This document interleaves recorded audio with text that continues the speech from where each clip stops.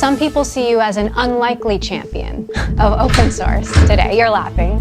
Well, I don't know why. I mean, I actually think, well, I get it, but yeah. You understand the word unlikely. Yeah. We've actually, at Meta, have been pretty big proponents of open source for a while. And it's been a really good formula for us. So dating back to how we design servers, how we design our data centers, we have this whole open compute project that kind of standardized a lot of the infrastructure for the industry. And that's going to happen with AI too.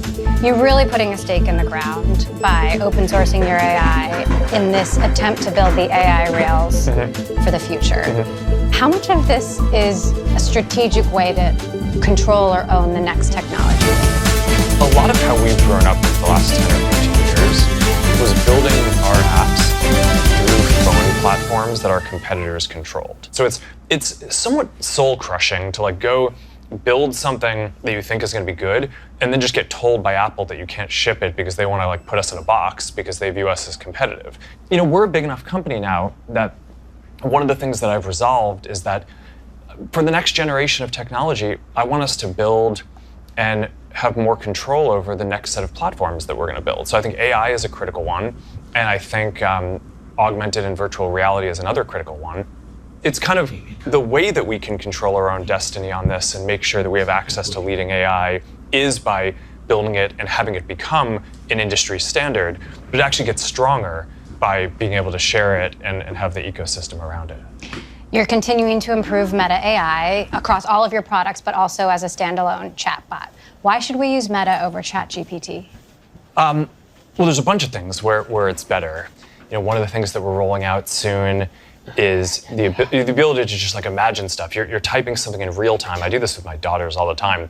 And as you're kind of typing and entering the query, it's just generating the images as you enter the keystrokes. It's just really cool.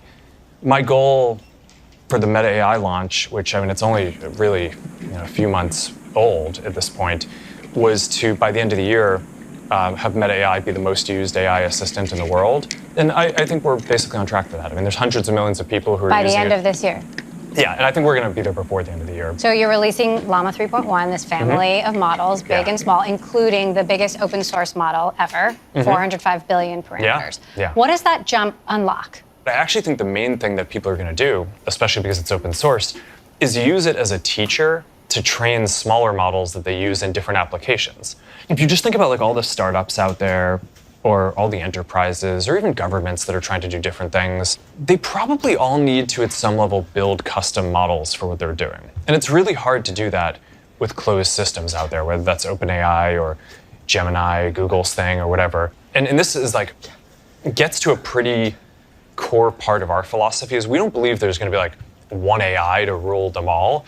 Our vision is that there's going to be millions or just billions of different models out there. So not one God, but many? Is that the way to think about it? Well, I don't think they're going to be gods, but I do think that to some degree, if you're an organization and you think you're going to create this one super intelligence, it does have this feel to me of people trying to create a god, and that's just I find that both the wrong way to look at it, but just also very unappealing. You know, there's almost 200 million creators on our platforms. They all are trying to build their community. People want to interact with them. There aren't enough hours in the day.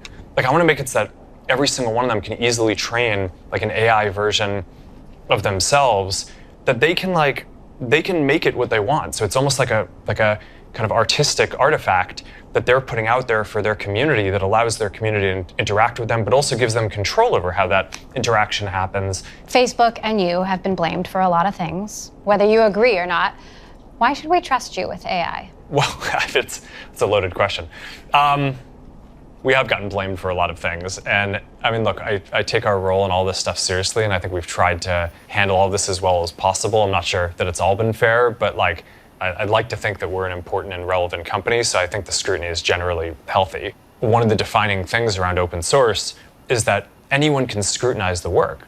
And because of that, I think it just puts a lot of pressure to make sure that the quality of the work that you're doing gets better really quickly.